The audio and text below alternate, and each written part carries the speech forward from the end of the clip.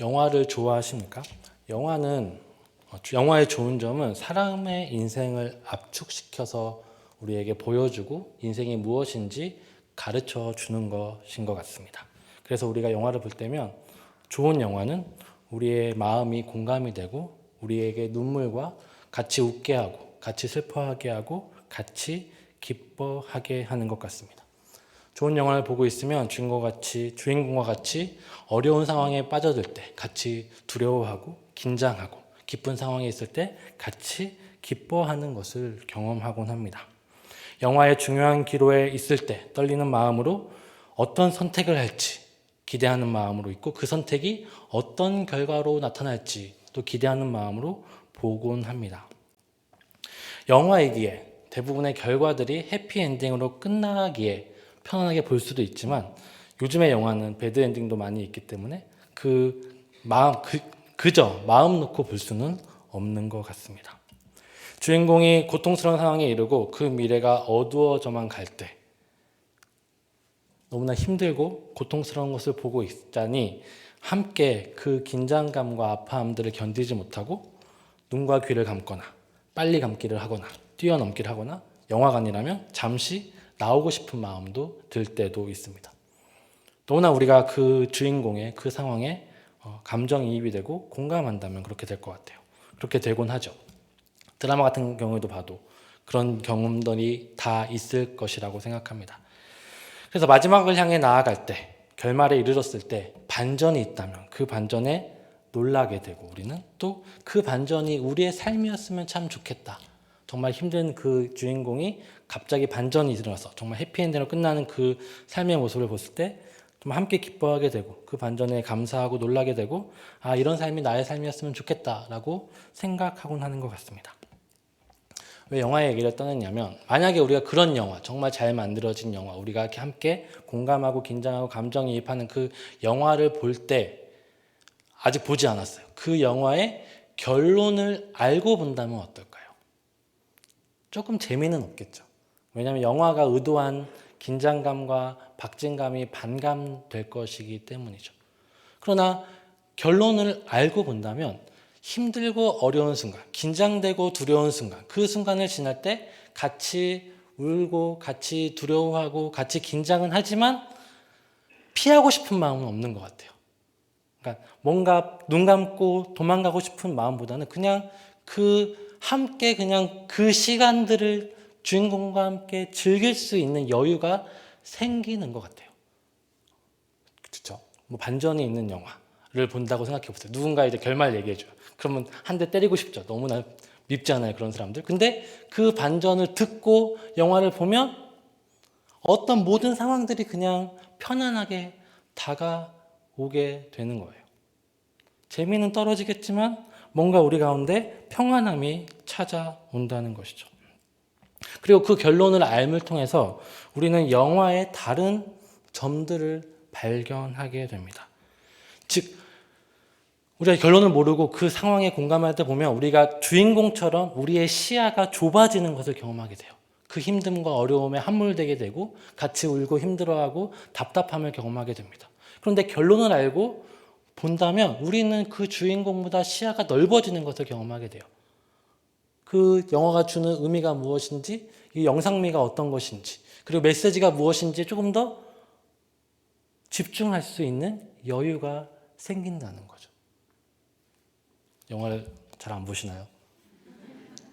별 공감하시는 것 같지 않은데. 네. 왜 이런 얘기를 드리냐면 오늘 본문이 약간 그런 역할을 하는 것 같아요. 무엇이냐면 오늘 본문은 우리에게 인생의 결과를 알려주고 시작하고 있는 의도를 가지고 있는 것 같습니다. 우리가 각자 인생의 결과를 알고 있다면 우리는 인생에 있어서 더 많은 것들을 경험하고 누릴 수 있다는 거죠. 우리가 힘들고 어려운 상황에 왔을 때 우리가 두려워하고 염려하고 걱정하고 그 상황에 함몰되어야 되고 더 함몰되기 심해지면 영화를 보기 싫은 것처럼 인생을 살아가기 싫은 마음까지도 인생을 포기하고 싶은 마음까지도 오게 되는 상황들을 겪게 되잖아요. 그 상황 속에서 우리가 결론을 알고 우리 인생을 살아간다면 그것들을 넘어서는 다른 의미들을 발견하게 되고 인생을 더 새로운 방식으로 살아갈 수 있게 될 거라는 거죠. 우리는 각자가 하나님이 주신 삶을 살아갑니다.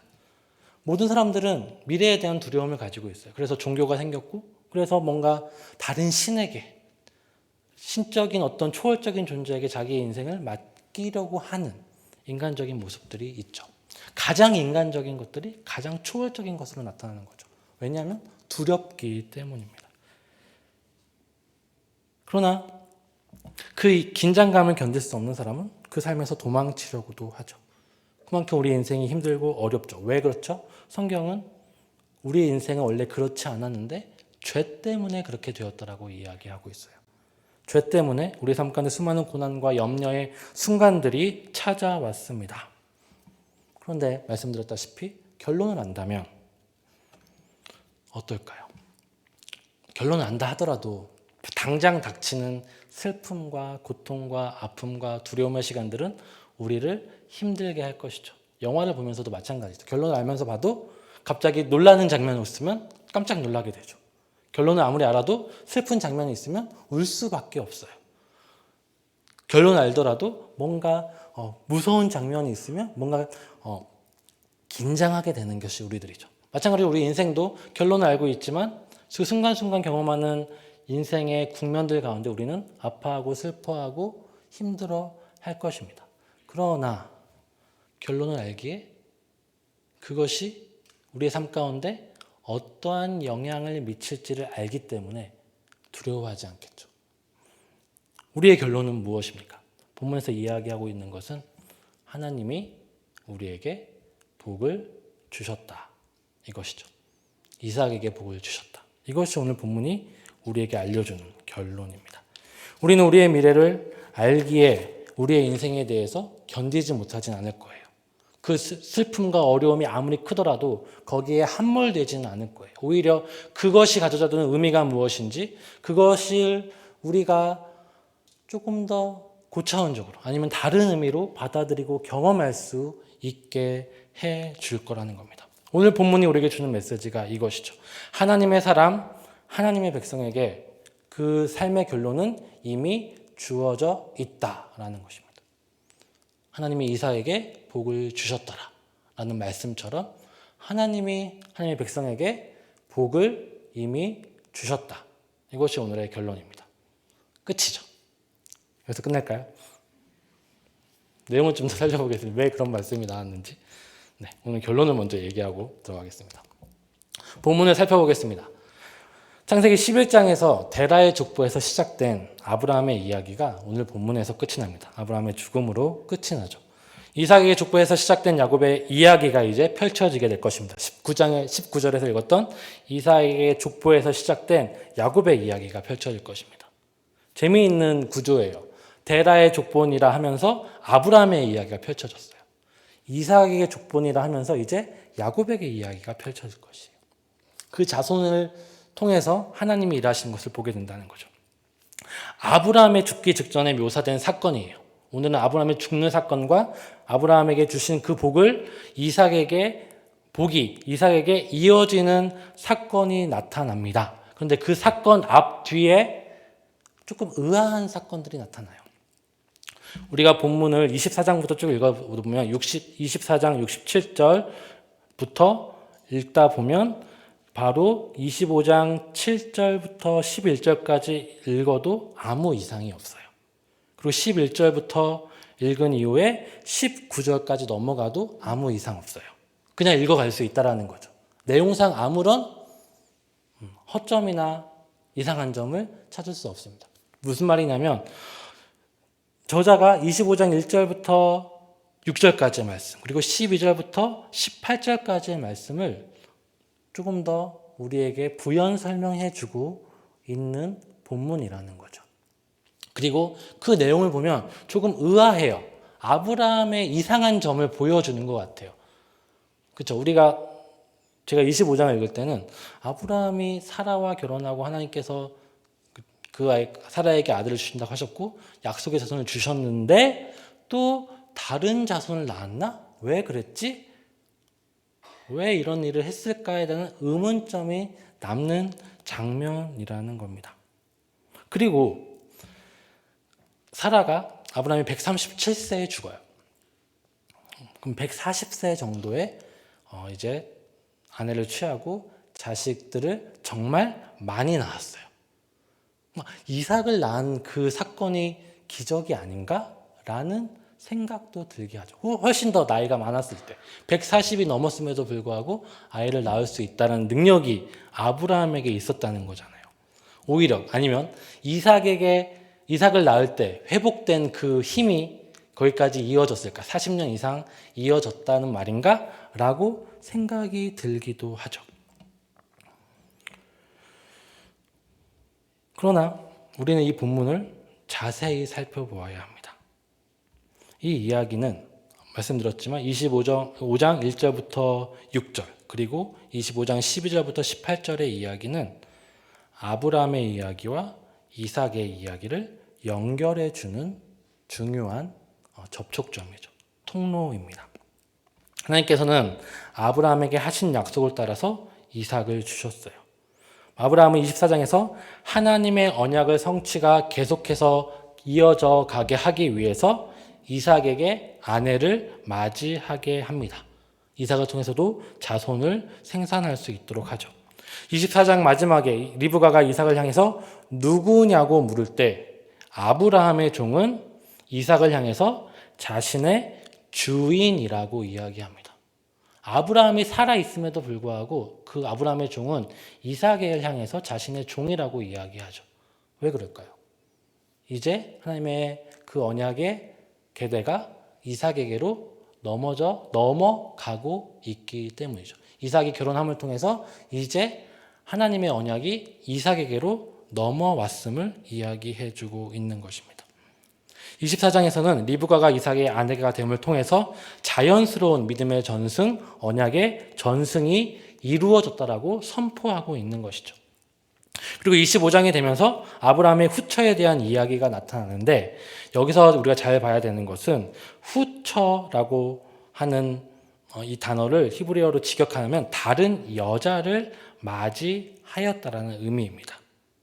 그러면 이 자체는 아브라함이 다른 아내를 맞이하였나라고 생각할 수 있어요. 좀 더 가다 보면 6절에서 자기의 서자들에게도 재산을 주었다라고 이야기를 해요. 우리 한글 성경은 서자라고 이야기하지만 히브리 성경을 직역하면 첩들의 아들들이라고 되어 있어요. 첩들의 아들들이니까 서자들이 맞죠. 근데 히브리 성경을 봐야지 그 의미를 좀 더 알 수 있어요. 첩들의 아들들이라고 되어 있습니다. 무슨 말이죠? 이 아들들은 첩들의 아들들이에요. 여러 가지 의미가 있겠죠. 한 가지는 아브라함의 첩이 하갈 한 명이 아니었다는 걸 보여주고 있어요. 두 번째로 그도라도 아브라함의 하갈과 같이 아브라함의 부인이 아니라 아내가 아니라 첩이었다는 사실을 보여주고 있는 장면이라는 겁니다. 즉 이 이야기는 아브라함이 140세 된 다음, 그러니까 사라가 죽은 이후 그리고 이삭이 아내를 40세에 맞이한 그 이후, 그러니까 140세 이상이 된 다음에 아내를 맞이했다는 것을 말하는 것이 아니죠. 시간 순서를 약간 거슬렀어요. 아브라함의 이야기 가운데 이 창세기의 저자는 그두라의 이야기를 하고 싶지 않았어요. 필요가 없으니까. 그런데 아브라함은 아마도 이스마엘을 낳은 후에 또 다른 첩을 맞이했었던 것 같아요. 시간 순서가 뒤죽박죽인 거죠. 성경은 시간 순서대로 우리에게 이야기를 해주고 있지 않아요. 성경은 시간 순서에 의한 역사를 우리에게 보여주고 있지 않아요. 만약에 시간 순서라면 아브라함의 죽음은 우리가 창세기 25장 7절, 8절에서 아브라함의 죽음이 나타나잖아요. 근데 시간 순서로 성경이 기록되었다면 이 이야기는 뒤로 가야 됩니다. 왜냐하면 아브라함은 나이상 보면 예서와 야곱이 태어난 이후에 죽거든요. 생각해 볼게요. 아브라함이 언제 죽었죠? 175세에 죽었어요. 아브라함이 140세 때, 이삭이 40세 때 리브가를 맞이합니다. 그리고 성경은 이삭이 60세 때, 아브라함이 160세 때 누가 낳았다고 하죠? 에서와 야곱을 낳았다라고 이야기하고 있어요. 그렇죠? 즉 성경이 시간 순서로 기록됐다면 아브라함의 죽음은 훨씬 더 뒤에 기록되어야 돼요. 그런데 아브라함의 죽음이 앞에 있어요. 에서와 야곱의 탄생 앞에 기록되어 있어요. 왜 그럴까요? 성경은 우리에게 시간적인 순서에 의한 역사를 알려주는 것이 아니라 하나님의 말씀의 메시지를 보여주고 있는 거죠. 이삭에게 믿음의 계대가 넘어가는 그 순간 이전에 아브라함의 죽음을 먼저 기록되고 있는 거예요. 그래서 아브라함의 죽음과 하나님이 이삭에게 복을 주셨다는 그 장면을 먼저 기록하고 이삭을 통해서 에서와 야곱으로 하나님의 언약이 이어져 가고 있음을 보여주고 싶었던 거죠. 마찬가지로 그두라 이야기도 마찬가지예요. 아마도 그두라는 첩이기 때문에 하갈을 맞이한 이유, 하갈을 통해서 이스마엘을 낳은 그 이후에 맞이한 여인일 가능성이 커요. 그리고 하갈이 죽기 전에 맞이한 여인이겠죠. 그리고 분명히 하나님은 언약을 이삭을 통해서 주신다고 약속했기 때문에 이삭을 낳은 이후에 다른 아들을 낳음을 통해서 그 언약과 그 약속들을 반감시키는 행위를 아브라함은 하지 않았을 것이라고 우리는 믿죠. 왜냐하면 아브라함의 믿음의 절정은 모리아산에서 나타났기 때문이에요. 모리아산 이후에 아브라함이 더 하나님의 언약을 의심하거나 외면했을 것이라고 생각할 수는 없어요. 즉 그두라는 그 이전, 즉 하갈을 맞이한 이후 이삭이 태어난 이전에 맞이한 여인일 것이에요. 그리고 이것을 우리에게 알려주고 있는 것은 하나님의 섭리를 보여주려고 하기 때문이에요. 즉 오늘 25장 이 내용은 말씀드렸다시피 아브라함의 이야기와 이삭의 이야기의 연결 지점에 있어요. 아브라함에게 약속하신 그 약속의 복이 이제 이삭에게 이어져 가고 있고 시작되었음을 보여주는 본문이라는 겁니다. 본문은 아브라함에게서 이삭과 야곱으로 이어지는 믿음의 전승을 명확하게 보여주고 있습니다. 아브라함이 죽은 이후 그 믿음의 씨가 이삭을 통해서 계속되고 있는 것을 보여주고 있어요.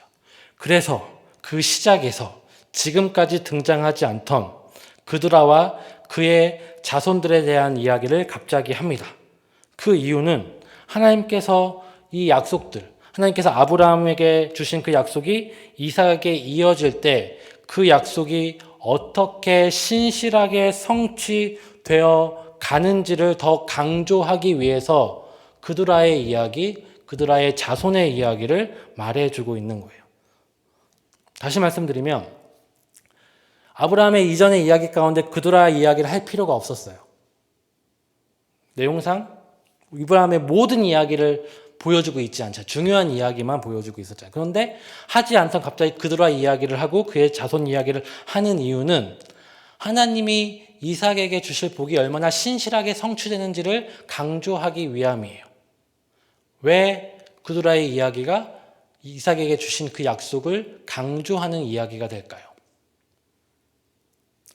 약속되지 않은 자손, 그리고 첩의 자손, 그 자손에게조차도 하나님이 아브라함과 약속하셨기 때문에 신실하시다면 하나님의 약속의 자손, 하나님이 선택하신 그 자손에 대한 하나님의 약속은 얼마나 더 신실하겠느냐를 능가를 보여주는 내용들이라는 겁니다.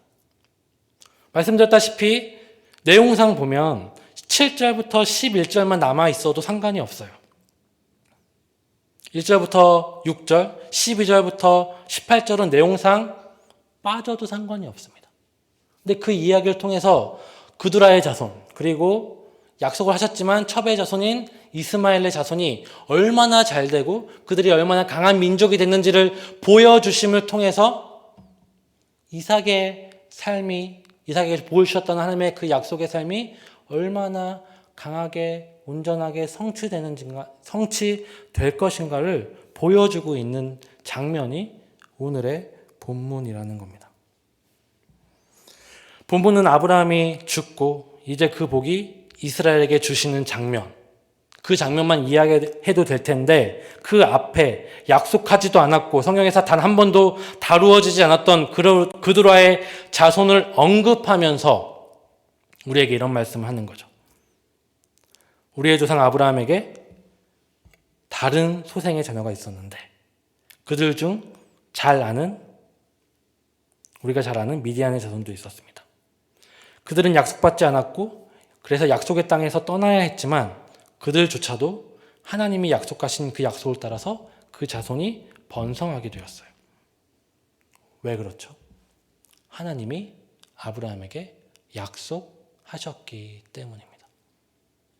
이 본문은 1차 독자는 우리가 아니죠. 1차 독자는 누구일까요?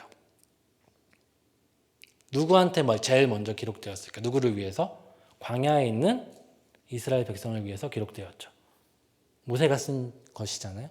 모세가 아무리 늦게 썼어도 광야에서 썼어요. 왜냐하면 모세는 가나안으로 들어가지 못했으니까요.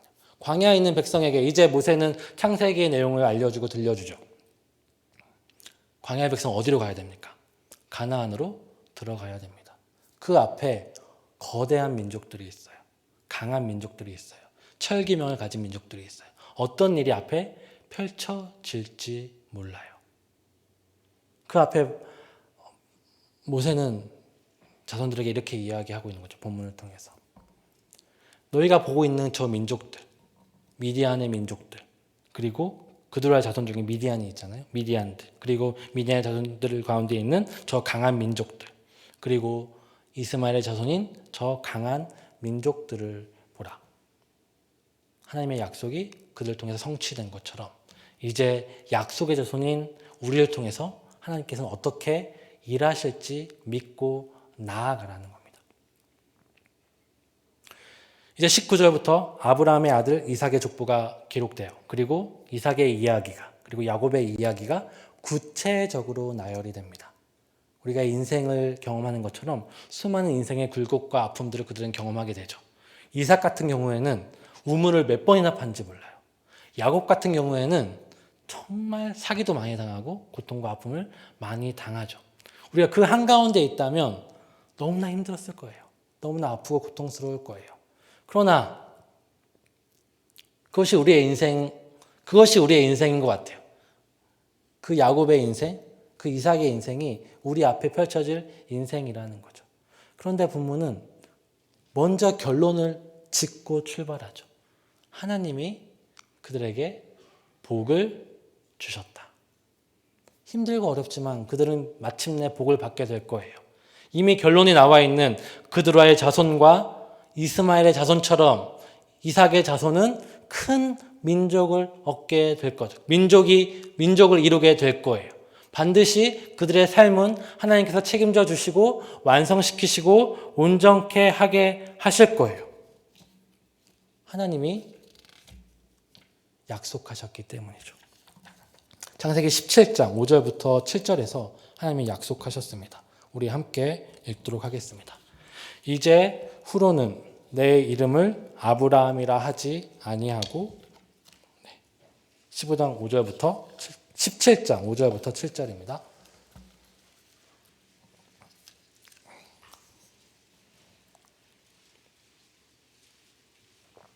내용을 보시고 함께 읽겠습니다. 제가 읽도록 하겠습니다. 이제 후로는 내 이름을 아브라함이라 하지 아니하고 아브라함이라 하리니 이는 내가 너로 여러 민족의 아버지가 되게 함이라.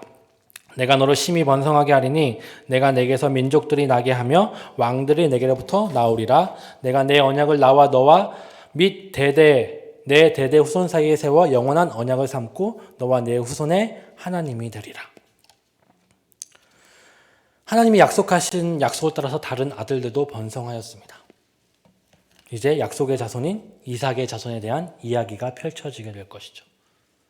힘들고 어려운 고난의 이야기들이 펼쳐질 것이지만 우리가 읽어가다 보면 절대로 힘들어하거나 낙담하지 않을 거예요. 왜냐하면 그의 인생은 이미 결론이 나 있기 때문이죠. 하나님의 복을 받게 될 인생이라는 겁니다. 힘들고 어려운 그 삶이, 어려움들이 그 삶을 무너뜨리지 못할 것입니다. 이삭에게 하나님의 언약의 복이 계속해서 이어질 것입니다. 이스마엘의 족보 그리고 그두라의 자손들의 이야기는 간결하게 나타나지만 이삭의 이야기는 길게 좀 더 세밀하게 역동적으로 나타나게 될 거예요. 우리의 인생처럼요. 우리의 인생이 복을 받을 것입니다 하고 끝나지 않잖아요. 그 사이사이에 고난과 아픔, 기쁨과 슬픔, 여러 가지 감정과 굴곡들이 있을 거예요. 그 이야기 통해서 우리는 너무나 힘들고 고통스럽고 아파하고 피하고 싶고 도망가고 싶을 그 순간에라도 버틸 수 있는 것은 이미 나타나신 그 약속, 언약이 있기 때문이죠. 우리는 우리에게 복을 주시겠다고 하신 하나님의 약속이 예수 그리스도로 말미암아 성취되었음을 믿는 사람들입니다. 하나님이 약속하신 그 약속이 어디로부터 나타났어요? 하나님 본인, 그 예수 그리스도로 말미암아 우리 가운데 나타났다는 겁니다. 우리의 삶이 분명 삶 속에서 고통과 아픔이 있고 많은 반전과 굴곡이 있고 어려움들이 있습니다. 그 순간순간 피하고 싶고 도망가고 싶을 때가 많이 있어요. 그러나 우리는 기억해야 됩니다. 본문이 중요하게 다루지 않았던 그두라의 자손들이 하나님께서 약속하신 약속을 따라 번성하게 하셨고 선택받지 못한 이스마엘의 자손들도 그 약속을 따라서 신실하게 하나님께서 이루심을 통해서 그들이 번성하셨다는 것을 기억해야 됩니다. 그리고 힘들고 어려운 그 순간순간의 삶을 이삭과 야곱에게 나타날 것이지만 힘들고 어려운 순간들이 이삭과 야곱에게 나타날 것이지만 그들도 하나님의 약속을 따라서 번성하게 되고 큰 민족을 이루게 되었음을 우리는 알고 있습니다. 이제 우리에게 이 말씀이 오게 되겠죠.